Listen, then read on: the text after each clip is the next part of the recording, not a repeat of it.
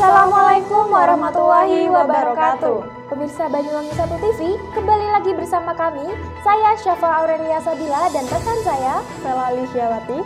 Kami akan memberikan informasi seputar Banyuwangi dalam program Banyuwangi dalam Berita.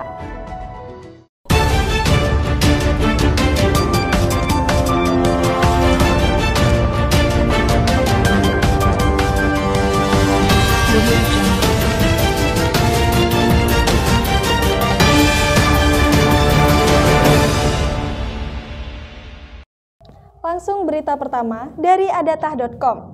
Jelang libur Natal dan Tahun Baru 2025, DPUC KPP Banyuwangi gelar pemangkasan pohon. 3 kecamatan masuk skala prioritas.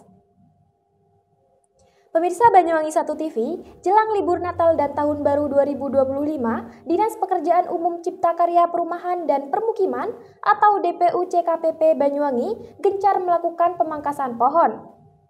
Tindakan pemangkasan pohon ini sebetulnya program rutin DPUC KPP Banyuwangi dan tidak hanya ketika menjelang libur Natal saja. Langkah ini juga dilakukan saat jelang musim penghujan. Ditegaskan oleh PLT Kepala DPUC KPP Banyuwangi, Suyanto Waspo Tondo Wicaksono, khusus akhir tahun lebih digencarkan karena biasanya cuaca ekstrim kerap datang dan menumbangkan pohon. 3 wilayah dengan potensi tinggi pohon tumbang saat hujan, yakni Banyuwangi, Genteng, Gambiran, menjadi skala prioritas untuk dilakukan pemangkasan. Dan saat ini, untuk tindakan pemangkasan pohon di wilayah Kecamatan Gambiran serta Kecamatan Genteng sudah dijalankan oleh DPUC KPP Banyuwangi. Sapaan PLT Kepala DPUC KPP Banyuwangi, beberapa kasus pohon tumbang yang belakangan ini terjadi dipicu akibat perbedaan struktur tanah. DPUC KPP Banyuwangi menargetkan program pemangkasan pohon rampung pada akhir tahun 2024. Upaya ini diharapkan dapat mengurangi beban cabang sekaligus memperkuat struktur pohon. Masyarakat pun diminta untuk tetap waspada menghadapi musim penghujan yang akan datang meski pemangkasan pohon telah dilakukan. Nah, pemirsa Banyuwangi 1 TV, perlu diingat lagi ya bahwa kita sudah masuk di musim penghujan. Dan di musim penghujan ini, kita harus lebih waspada lagi karena saat ini rawan sekali pohon tumbang. Dan dimanapun kita berada saat hujan, jangan sampai kita berteduh di bawah pohon, karena itu memicu pohon tumbang dan petir. Berita selanjutnya dari adatah.com. Perubahan perwajahan Taman Blambangan usai direvitalisasi DPUC KPP Banyuwangi, pedestrian terasa nyaman. Pemirsa Banyuwangi 1 TV, wajah Taman Blambangan kian mempesona seiring program revitalisasi area pedestrian yang digenjot. Dinas Pekerjaan Umum Cipta Karya Perumahan dan Permukiman atau DPUC KPP Banyuwangi terus menggenjot program revitalisasi pedestrian. DPUC KPP Banyuwangi telah melakukan revitalisasi pedestrian di Taman Blambangan Banyuwangi yang merupakan salah satu ikon bumi Blambangan.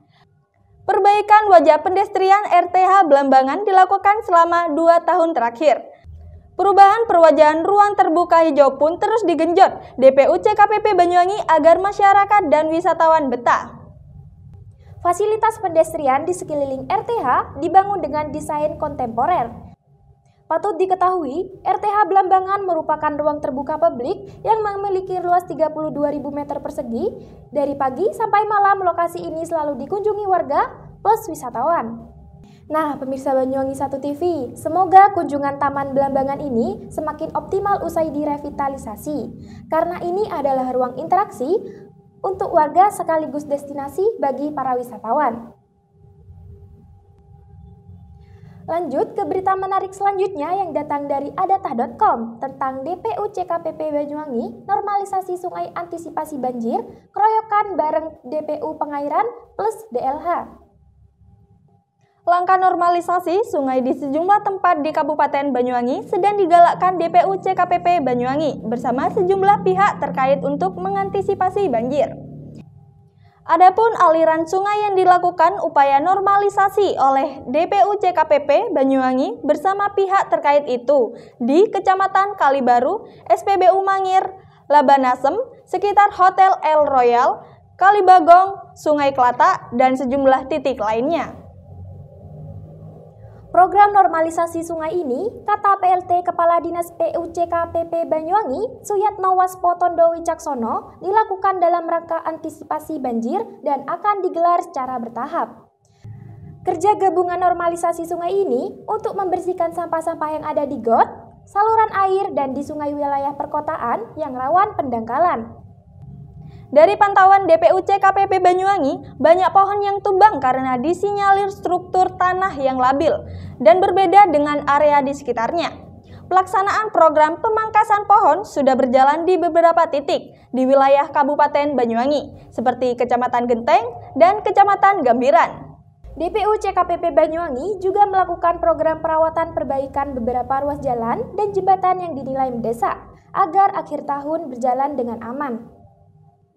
Nah, pemirsa Banyuwangi 1 TV, kita harus lebih waspada karena sekarang sudah memasuki musim penghujan. Karena kita tidak tahu apabila akan terjadi banjir ataupun pohon tumbang di area sekitar kita. Jadi, kita harus lebih waspada dan berhati-hati. Lanjut, ada berita menarik lainnya yang datang dari adata.com tentang angkutan barang KAI Daop 1 Jakarta naik 13%, tembus 1,8 juta ton. Kinerja PT KAI Daop 1 Jakarta mencatat hasil positif pada semester 1 tahun 2024 di sektor angkutan barang. Sesuai data KAI Daop 1 Jakarta selama periode 1 Januari sampai 30 Juni 2024, sebanyak 1,8 ton juta lebih barang diangkut menggunakan kereta api atau meningkat 13% dibandingkan program yang ditargetkan sebanyak 1,8 juta ton lebih barang yang rata-rata 9.953 ton per hari. Manajer Humas KAI Daop 1 Jakarta, Iksvan Hendri Wintoko mengatakan, angkatan barang KAI merupakan salah satu core bisnis andalan perusahaan di samping angkutan penumpang.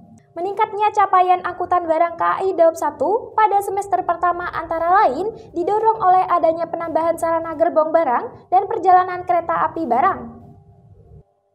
KAI Daop 1 Jakarta melayani berbagai komoditas angkutan barang seperti peti kemas, semen, batu bara, batu balas, barang retail, dan lainnya.